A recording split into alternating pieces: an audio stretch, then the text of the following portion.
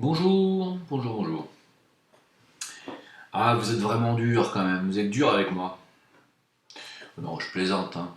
Disons qu'il y a des commentaires qui sont quand même pas très agréables à lire. Entre toi, le faux cul, le lâche qui a quitté la France, qui t'est enfui, qui te cache dans un autre pays. Comment oses-tu venir nous donner des leçons, machin, etc.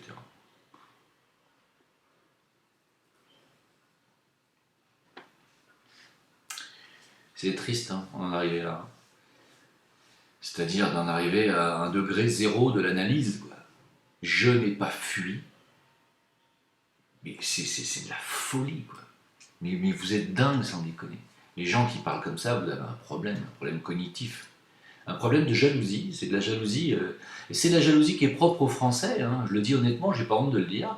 Les Français ont un énorme problème avec la jalousie et avec le fait que d'autres Français puissent prendre des décisions qui ne sont pas les leurs. Il y a je ne sais pas combien d'expatriés français dans le monde qui vivent dans d'autres pays. C'est pas pour ça qu'ils ont abandonné la France, qu'ils ont quitté la France, qu'ils sont des lâches, que ce sont des traîtres.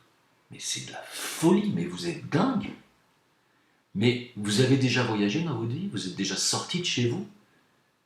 À chaque fois que vous voyagez quelque part, vous êtes un traître parce que vous quittez la France. Mais vous avez vu ça où? Alors donc pour vous, un ambassadeur français qui travaillerait à New York, ambassadeur de France de New York, des États-Unis, c'est un traître parce qu'il ne vit pas en France. Mais ça vous arrive de réfléchir? Parce que franchement, j'ai de la peine pour vous, quoi. D'essuyer des commentaires de haine pareils parce que vous réfléchissez pas et que ça égratigne votre ego que quelqu'un comme moi, qui est un Français, qui vit à l'étranger, qui représente la France, qui représente la communauté, le peuple français dans un pays étranger, ouais, ça existe. Il y a des consuls, il y a des ambassadeurs et il y a des ressortissants lambda comme moi qui vivent dans un pays étranger, ouais.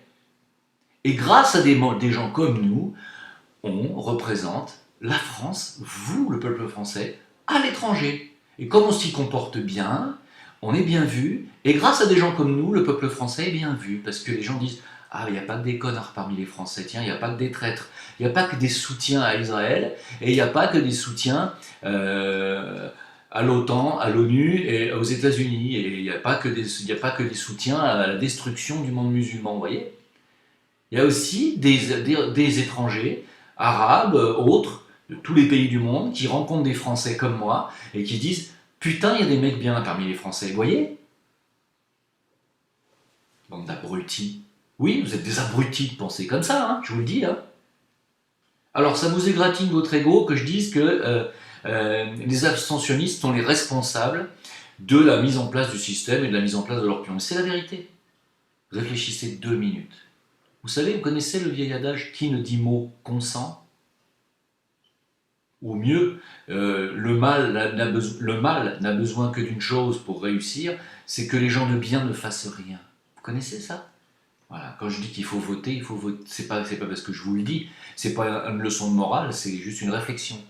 C'est que si tu votes pas, t'as plus qu'à fermer ta gueule derrière. C'est tout. Et que quand 51% des Français ferment leur gueule, mais qu'ils la ferment définitivement. Je vais vous expliquer pourquoi dans cette vidéo. Parce que j'en ai un peu ras-le-bol d'essuyer les réflexions et les leçons de personnes qui viennent me dire ce que je devrais dire et ce que je devrais faire, alors qu'elles ne réfléchissent jamais. Parce que c'est la vérité, ça. Vous réfléchissez pas, les gars. Quand vous me dites qu'il faut pas dire que ça sert à rien de voter, que je suis con de dire aux gens qu'il faut qu'ils votent, que je suis de toute façon qu'un lâche parce que j'ai quitté la France. Ouais, j'ai quitté ma mère aussi. Vous voyez? Mais ma famille, c'est quand même ma famille. Vous voyez? Ça vous pose un problème? Vous n'arrivez pas à comprendre ça non plus? Qu'on puisse quitter le foyer familial et quand même aimer sa mère? Non, bah vous avez besoin de réfléchir. Moi je vous dis, si j'étais vous, je me remettrais à l'étude, je prendrais une feuille, je ferais une dissertation sur le sujet. Peut-on quitter sa maman et son foyer familial et aimer quand même sa famille? Voilà, et puis je disserte, voilà, j'essaie de réfléchir. 2 minutes sur le sujet, hein? Peut-on quitter son pays et aimer quand même son pays et avoir peur que son pays disparaisse? Allez, je me mets sur une feuille blanche et je réfléchis 2 minutes. Oui, je me fous de votre gueule, ouais, clairement. Voilà, je vous réponds. parce que vous m'emmerdez. Je fais ce que je veux, je n'ai aucun compte à rendre, je dis ce que je veux, j'ai fait ces vidéos non pas pour rendre des comptes aux gens, j'ai fait des vidéos, j'ai commencé ma chaîne Le Veilleur non silencieux. Pour ceux qui ne me connaissent pas, allez voir la chaîne Le Veilleur non silencieux, il y a 380 vidéos. Allez-y, vous allez comprendre que je suis quelqu'un qui a commencé mes vidéos uniquement pour dire des choses parce que j'avais envie de parler. C'est tout. Ensuite, derrière, il y a des gens qui se sont dit, tiens, ce mec ne dit pas que des conneries, c'est intéressant ce qu'il dit. Et petit à petit, ça a pris. Ça a pris sur plusieurs années. Les 2 premières années, j'avais 15 vues. D'accord? Aujourd'hui, on se retrouve, on est plusieurs milliers, on est une communauté de plusieurs milliers à me suivre. C'est très bien, j'en suis très heureux. C'est pas pour autant que j'ai des comptes à rendre aux gens. Je continue à dire ce que j'ai à dire et je dis ce que je pense. C'est tout. Je dis ce que je vois, c'est tout. S'il y a des gens qui me posent des questions, qui ont envie de me demander mon avis, je leur donne. Mais j'ai aucun compte à rendre à personne. Je dis, je fais exactement ce que je veux. Est-ce que c'est clair dans la tête de tout le monde? Il faut que tout le monde comprenne bien que je ne suis pas un homme politique, je ne suis pas un journaliste, je suis rien de tout ça. Rien. Je ne suis même pas un enseignant, je suis que dalle. Je suis une personne lambda que vous avez décidé de suivre et d'écouter. Dieu sait pourquoi, hein? Attends, Dieu sait pourquoi. Voilà. Peut-être parce que certains d'entre vous me considèrent comme quelqu'un, peut-être, qui dit des choses raisonnées. Peut-être.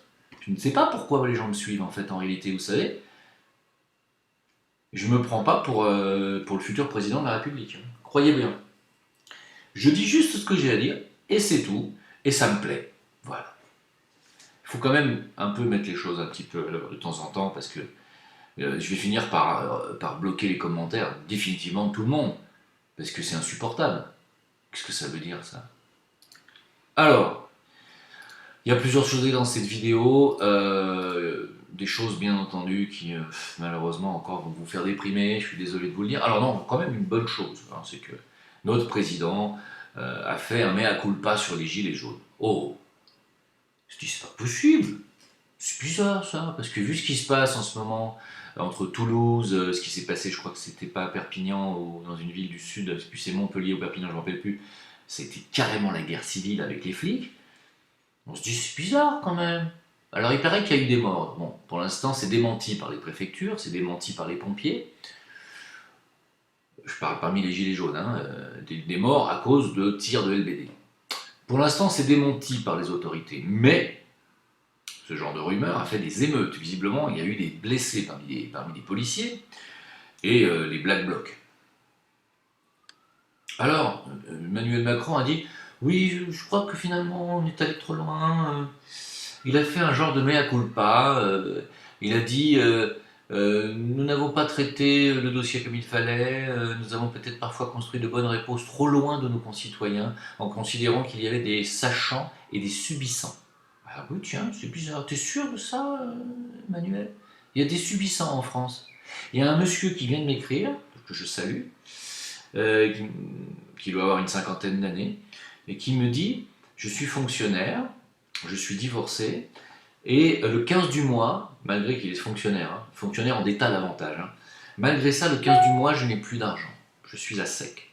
Parce que le divorce coûte cher, parce que si, parce que ça. C'est un monsieur qui ne peut même pas voyager, qui ne peut rien faire. Qui passe son temps à travailler, donc, et qui est condamné à travailler jusqu'à sa retraite. Bon, pour un fonctionnaire, la retraite, ça va, hein, vous l'aurez, déjà, c'est déjà bien. Mais vous croyez que c'est un fonctionnaire qui travaille et qui a le 15 du mois n'a déjà plus rien? Vous trouvez que c'est normal? C'est pas quelqu'un qui subit ça, vous croyez? Non. Oh, Emmanuel Macron se rend compte que d'un coup, en France, il y a des gens qui subissent. Oh, ben c'est bizarre ça. Alors il dit, oui, alors peut-être nous avons fait des erreurs fondamentales. Bien. Alors, on ne demande qu'à le croire. Hein, on ne demande qu'à le croire. Sauf que moi, derrière, ce que je vois, si vous voulez, et c'est juste uniquement pour ça que je fais cette vidéo, c'est pour vous dire ce que je vois, c'est tout, rien d'autre. Si ça vous plaît, c'est pareil, si ça vous plaît pas, c'est pareil. Hein.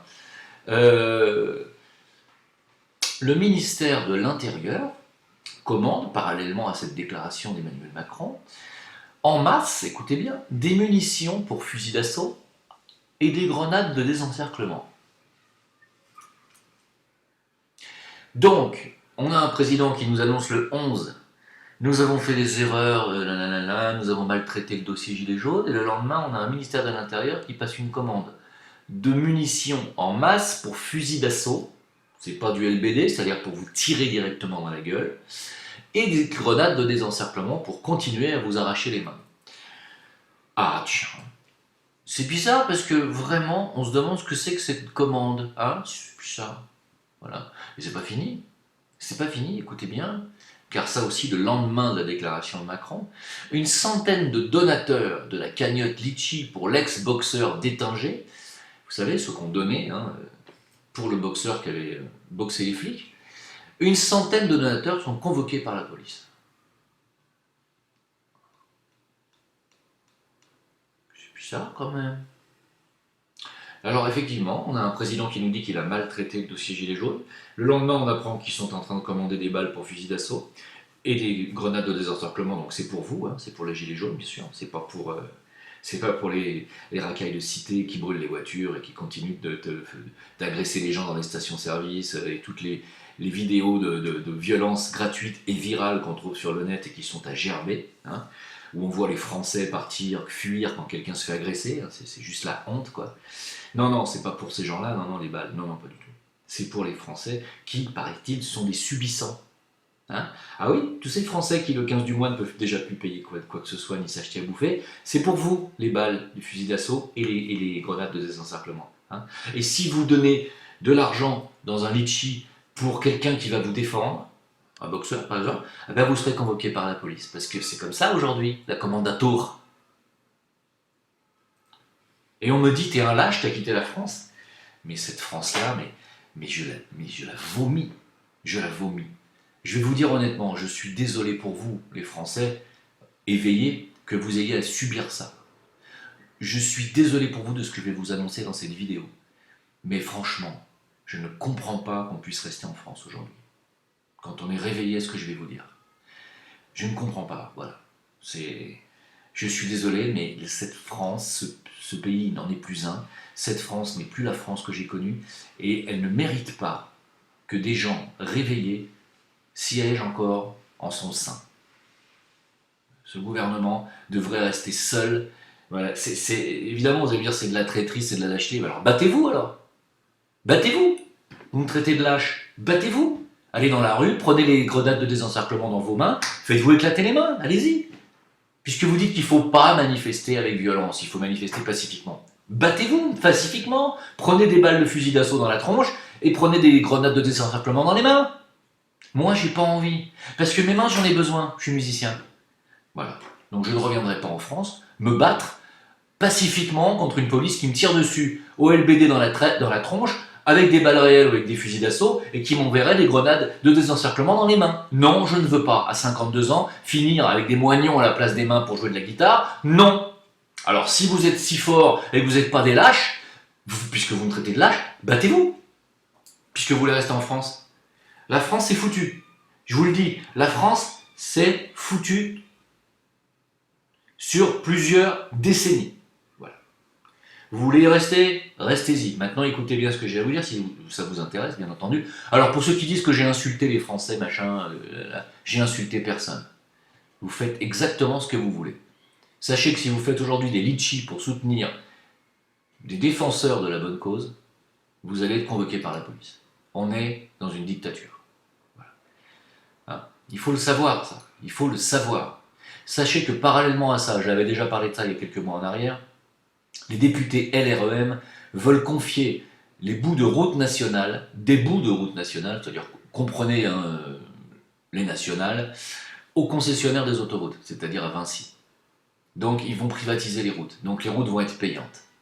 Comprenez bien à qui vous avez affaire. C'est du pillage du peuple et de la vente, de la privatisation de la France entière. Hein, c'est très grave ce qui se passe, c'est très très très très grave. C'est pas une manifestation pacifique qu'il faut faire, hein, d'accord? Bon. Moi je dis que c'est extrêmement grave ce qui se passe dans ce pays, et tout le monde à l'étranger est complètement stupéfait, ébahi de découvrir ce qui se passe. C'est un truc de dingue. La France est en train d'être détruite, complètement. Et le peuple français est en train de se faire foutre à poil. Voilà ce qui se passe. Et vous allez vous faire dégager de chez vous. Alors, vous êtes au courant de cette loi, qui est dans un projet de loi qui est de prendre 10% du patrimoine des Français sur l'immobilier, sur les propriétaires. Sachez que ce sont les propriétaires qui sont visés. Alors, j'ai des mesures à vous apprendre. La taxe d'habitation va donc bel et bien être supprimée pour tout le monde, visiblement. Très bien, oh, c'est super. Sauf que la taxe foncière va être multipliée par 2. Excusez-moi.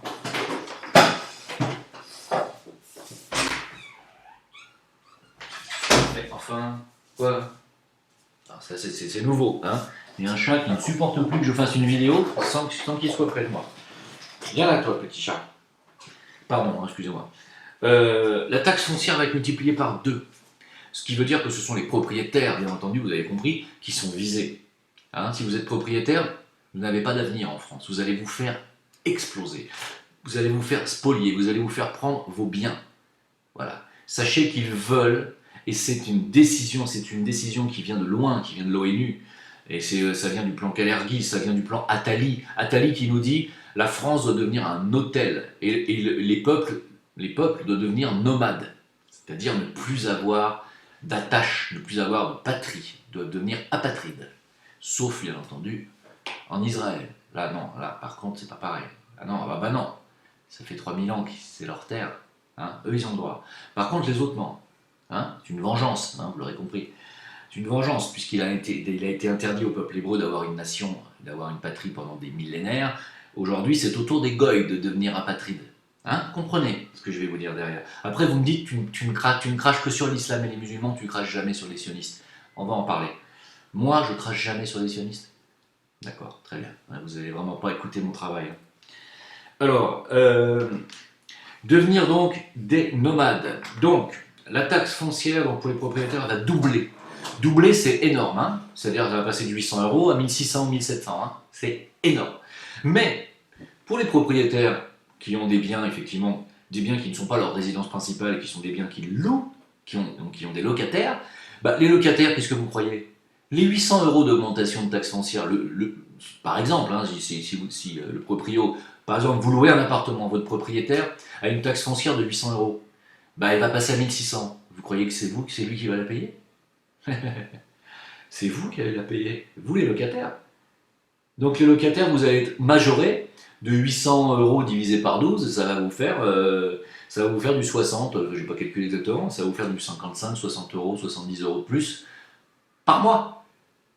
Hein, sur un loyer à 600, ça va faire 670. Voilà. Donc, bien entendu, les propriétaires continueront à se faire exploser en taxes sur leur résidence principale. Idem, enfin il y a des tas de lois là, qui sont en train de passer, mais c'est monstrueux, monstrueux. Vous allez vous faire mettre à poil, vous allez vous faire piquer vos biens. Putain, mais vendez tout et cassez-vous sans déconner. Il n'y a plus rien à faire avec des gens comme ça, puisqu'on ne veut pas se battre. Puisque le français ne veut pas se battre, puisque c'est devenu une chiffre molle. Ah, il faut le dire. Ah, je vous entends. Avec toi, le traître, tu as fui. Mais moi, je me suis battu tout seul pendant 40 ans. Tout seul. Je me suis battu pendant 40 ans pour réveiller les gens. 40 ans. Et vous me demandez à moi de venir me battre tout seul? Et vous voulez que je termine comme Drouet avec un œil en moins et deux mains en moins? Mais ça va pas ou quoi? Mais moi, j'ai fait mon temps, moi, en France. C'est bon, c'est comme une prison pour moi. J'ai fait mon temps dans ce pays. Voilà. Pour moi, c'est le plus beau pays du monde, c'est la meilleure bouffe du monde. Il n'y a même pas à discuter là-dessus. C'est indéniable. La France est le pays le plus riche sur le plan culturel du monde avec l'Italie. Voilà. Et l'Égypte. C'est ce qu'il y a de plus beau, c'est le meilleur pays du monde. C'est clair, je ne peux pas dire mieux, je l'aime. On ne peut pas y vivre. On ne peut plus y vivre. Voilà. C'est tout. C'est tout. Pourquoi? Parce que la France, c'est la nouvelle Israël. Parce que Paris, c'est le nouveau Jérusalem. Parce que ces gens-là ont pris notre territoire. C'est tout. Et ils se servent de l'islam comme balai. Voilà. Je ne critique donc pas l'islam, j'explique que l'islam sert à ça en France. Et quand on me dit c'est pas vrai, il n'y a pas beaucoup de musulmans en France, non. Il n'y a certainement pas 6 millions de musulmans en France. Il y en a entre 10 et 20, je dirais une quinzaine de millions. C'est tout. C'est tout. Et il sert à dégager l'autochtone chrétien, athée, français, blanc de souche. Il sert à ça. Alors, en parlant de chrétienté, qu'est-ce qui s'est passé? Il y a eu une profanation d'un cimetière à Toulouse, vous le savez. C'est pas grand-chose, hein. C'est juste une centaine de tombes qui ont été profanées. Une centaine de tombes. C'est juste hallucinant. Hein. C'est en plus l'un des plus vieux cimetières de Toulouse. Hein. Des objets renversés, brisés, etc. Bon, bref. Alors évidemment, là, le CRIF... Allô, le CRIF? Allô, la LICRA? Il y a quelqu'un? Non, non, ça n'intéresse personne. Parce que là, c'est des tombes chrétiennes. Hein. Ça serait un cimetière juif. On aurait cassé une étoile de David au-dessus d'une tombe. Je pense qu'on aurait eu droit à une minute de silence international et une marche avec Netanyahou tenant François Hollande et Macron dans ses bras. Hein. Mais là, non, non, non, non, non. Non, non, ah non, c'est un cimetière chrétien. Ah bah ça n'intéresse personne. Ce pays doit être déchristianisé. Donc, une profanation de cimetière chrétien, c'est comme une cathédrale qui brûle. C'est bon pour la France. C'est bon pour le nouvel Israël. Vous comprenez? Voilà, quand vous me dites que je critique pas le sionisme. Hein? Voilà. Ça vous va, ça? Ça me fait gerber. Ça me fait gerber. D'accord? Je suis pas catho, je suis chrétien et ça me fait gerber. Je peux pas vous dire mieux. J'ai pas envie de revenir dans un pays comme ça. Un pays sous occupation, c'est clair. Hein. Ah oui, bah alors en parlant de... Bon, c'est vrai, on dit que l'espace audiovisuel français, il y a tous les goy mâles, blancs de plus de 50 ans qui se font virer les uns derrière les autres. Je pense qu'il ne reste plus que Pascal Praud, et je dois en oublier un, peut-être. Ardisson a dégagé, Patrick Sébastien a dégagé, Tex a dégagé, ils ont tous dégagé, en fait. Et là, Michel Drucker, il dégage aussi. Tiens, c'est bizarre ça pour toi, Michel Drucker, il est pas goy. Ouais, mais il va chez Hanouna. Ah, on est sauvé. Alhamdoulilah. Ya. Bon, alors, dans la série, nous sommes un panier de crabes et nous nous soutenons les uns les autres. Lafarge, en Syrie, qui avait financé Daesh, enfin surtout Al-Nosra, souvenez-vous.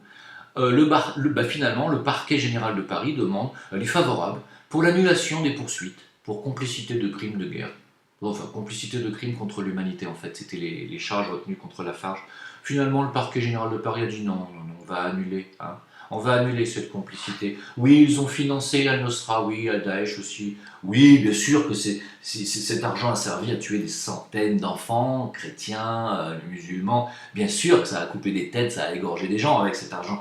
Mais non, c'est pas Lafarge, ils ne savaient pas, hein. Ils étaient pour rien. Tout va bien, tout va très bien, on va bien. On souffle. Hein?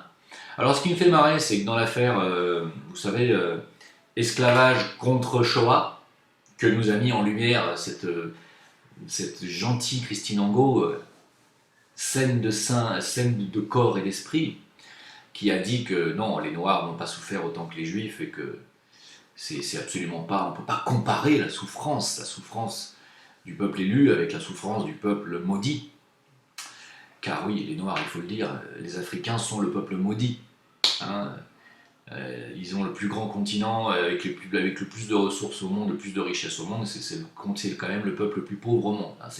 C'est le peuple maudit et le peuple qui, grâce à 500 ans d'esclavagisme, n'a jamais pu se développer en réalité. Donc, mais Christine Angot a dit non. Fouetter, torturer, massacrer, tabasser, fouetter à sang, balancer en plein Atlantique avec des boulets aux pieds. Ça, c'est pas... Pendant 2 siècles, hein, ça, c'est pas beaucoup. Non. Et puis, elle n'est pas la seule à l'avoir dit, c'est aussi Olivier Gisbert derrière qui a dit tout à fait, Christine, oui. Non, c'était pas le même programme. Non, les Noirs, le but n'était pas de les exterminer, c'était juste les maintenir en bonne santé, leur laver les dents tous les matins pour qu'ils aient des belles dents blanches et pour qu'ils puissent manger des carottes et qu'on puisse en avoir aussi à table. Donc, les Noirs, non, c'était pas, ils souffraient pas pareil, quoi. Ouais, effectivement, quand on vous met, vous savez, une chaîne au pied, ça fait mal à la peau quand même, au bout d'un moment, ça vous irrite. Mais c'est pas comparable avec... non, on peut pas comparer. Christine Angot, elle a dit non. Et puis Marc Lévy-Gisbert, il a dit non, elle a raison, Christine Angot. Voilà. Alors c'est tellement un truc de dingue que j'en ai même pas fait une vidéo. Parce qu'il y a plein de vidéos qui se sont faites, et puis je pense que le peuple noir lui-même doit se défendre sur cette affaire davantage que moi je pourrais le faire. Hein. C'est à lui de se défendre, c'est à lui de contre-attaquer. Évidemment, je le soutiendrai. hein, parce que c'est absolument inadmissible qu'on puisse dire une connerie pareille. Moi, franchement, je ne comprends pas que la LICRA, je plaisante, hein, mais je ne comprends pas que la LICRA n'ait pas déposé plainte, là, contre Christine Angot. Je pense que vous dites le quart de ça, vous êtes goy, vous dites le quart de ça, mais à l'inverse, en disant la souffrance des juifs, c'est pas pareil, parce qu'ils n'ont pas souffert longtemps. Ils ont souffert 2 ans dans des camps, et puis on les a exterminés, ensuite ils sont morts, donc ils n'ont pas souffert très très longtemps. Admettons, vous diriez ça dans une folie passagère sur une chaîne de télé, en tant que goy, ou même un noir dirait ça, il serait passible de prison ferme, hein, on est d'accord. Un truc de fou. Alors, des résultats, Christine Taubira, que j'ai jamais pu saquer, il faut quand même être clair aussi, elle a dit qu'elle réclame une juste réparation, hein, de l'esclavage. Et elle a raison. Elle a raison. Pour cette chose-là, elle a raison. C'est bien la seule chose pour laquelle je vais lui donner raison, hein. Pendant ce temps-là, Étienne Chouard s'est fait défoncer. Alors, je vais vous expliquer. Il est tombé encore une fois, il s'est fait interviewer sur une chaîne de télé par l'inquisition sioniste, pas l'inquisition chrétienne, hein. Il s'est fait défoncer parce qu'ils lui ont dit « Alors vous pensez quoi finalement de la Shoah, des chambres à gaz ?» C'est étrange quand même. C'est que dès que quelqu'un sort un peu du système, propose le RIC, propose qu'on mette un peu plus de démocratie dans le système, on lui dit « D'accord, ok, c'est bien le RIC, mais vous pensez quoi des chambres à gaz ?» Pourquoi? Quel rapport? Putain, mais moi, si un jour on m'invite sur un plateau télé, on va me demander ce que je pense de la Shoah et des chambres à gaz. Mais j'étais pas né, mon père était pas né. Qu'est-ce que j'en sais? C'est rien, moi. C'est dégueulasse, point, c'est tout, il n'y a rien à dire. Ah oui, mais vous pensez que ça existait? Bah, c'est ce qu'on nous dit depuis qu'on est enfant, à l'école, dans les livres d'histoire. Maintenant, est-ce que moi je pense quoi que ce soit? J'en sais rien. Bah oui, sûrement, ça a dû exister, je sais pas. Oui, oui, bien sûr. Alors Étienne Chouard, il a dit, bah oui, je sais pas, j'ai pas été vérifié, j'étais pas là, j'en sais rien. Il a dit ça, Étienne Chouard. Alors ils ont dit que non seulement c'était un connard de négationniste, mais qu'en plus, on a dit, en plus, on le reçoit pour que son négationnisme puisse en plus s'exprimer. Voilà, ça y est. Donc Étienne Chouard est un négationniste, donc il est foutu. Hein, c'est terminé. On va pas lui poser des questions sur ce qu'il pense de la traite négrière, ou sur ce qu'il pense du massacre des Amérindiens ou des Aborigènes, ou éventuellement des boat people. Non. Ou de la guerre de 39-45, qui a quand même fait 50 millions de morts. 20 millions de Russes morts. Non. On ne va pas lui poser des questions sur ce qu'il pense des 20 millions de Russes qui sont morts pour défendre finalement aussi la France. Car à l'époque, vous savez, quand on avait fait des sondages après-guerre, c'était une majorité de Français considéraient que c'était les Russes qui avaient le plus contribué à la chute du régime nazi, hein, après-guerre. Ils ne disaient pas que c'était les Américains. Ça, c'est venu après, dans les années 70-80, avec la propagande américaine. Mais dans les années 50, même fin des années 40, les Français pensaient que c'était les Russes. Hein. Et là, on ne nous pose pas de questions sur ce qu'on pense des 20 millions de Russes qui ont laissé leur vie pour tuer l'Allemagne nazie. Non, on va vous poser des questions sur qu'est-ce que vous pensez de la Shoah et des chambres à gaz. Ouais, c'est dégueulasse, c'est pareil, c'est aussi dégueulasse.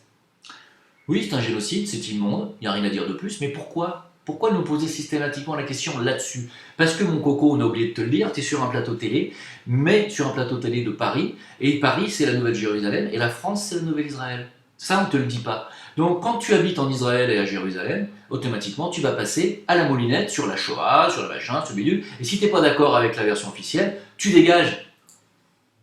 À part ça, la France n'est pas du tout un pays occupé. Non, pas du tout. Hein? Alors, donc Mélenchon en a tellement plein le cul qu'il a dit qu'il pourrait peut-être jeter l'éponge et quitter la vie politique. C'est plus ça. Hein? En tout cas, il veut prendre du recul. Voilà. Bon. Jean-Luc, peut-être que de temps en temps, il faudrait que tu choisisses ton camp aussi. Il faut choisir son camp. Hein? Pour finir sur le groupe Bilderberg, il y a un très bel article sur Égalité et Réconciliation que je vous conseille d'aller regarder. Le bras long du groupe Bilderberg. Alors je cite un tout petit peu, depuis plusieurs années donc, beaucoup d'âneries ont été écrites à propos du groupe Bilderberg, nous disent-ils, à partir de documents. Il est possible d'en avoir une vision fiable, de nombreux chercheurs s'y sont attelés. Il ne s'agit absolument pas d'un gouvernement mondial, écoutez bien, mais d'un réseau d'influence composé par la CIA et le MI6 pour soutenir l'OTAN. Voilà, donc c'est très intéressant. Mais je pense que ça ne soutient pas que l'OTAN, ça doit soutenir aussi les plans de l'ONU qui eux-mêmes appliquent le plan Kalergi. Voilà, donc le Bilderberg, ils sont là pour influencer les politiciens, les ministres, les présidents, les médias, pour aller dans le sens des plans qui sont prévus par l'OTAN et donc l'ONU pour le monde. Hein. C'est tout. Bon, voilà. Je voulais vous faire la mise au point qui était intéressante. Voilà. Eh bien écoutez, je pense que j'ai dit ce que j'avais à dire aujourd'hui. J'espère que vous allez reconsidérer vos pensées avant de m'écrire des insanités et de considérer que je ne suis qu'un personnage lambda comme vous, qui a ouvert sa gueule il y a un certain nombre d'années, qui dit certaines choses qui apparemment trouvent écho chez un certain nombre de personnes, et c'est tout. Je ne suis pas journaliste, je ne suis pas présentateur télé, et je ne vous dois rien. Merci de m'avoir écouté. Jim Leveilleur sur VK, Facebook. Pour le Zincoin, vous êtes encore nombreux à me demander pour investir. Vous avez encore le temps, c'est jusqu'au 27 juin. Peut-être que l'ICO sera prolongé de quelques semaines ou quelques mois, donc peut-être 27 juin, peut-être plus, on ne sait pas, on décidera ça le 25 juin exactement. Mais vous pouvez encore en acheter de manière anonyme en passant par moi. Vous m'écrivez à jimleveilleur@gmail.com, je vous indique la marche à suivre et je vous envoie vers Karim, qui actuellement est en France, c'est pour ça qu'il a répondu un peu tardivement à certains d'entre vous, mais il répondra, vous inquiétez pas, il est là et le Zincoin est en train de prospérer. Voilà mes amis, merci pour les tipeurs, à très bientôt, ciao.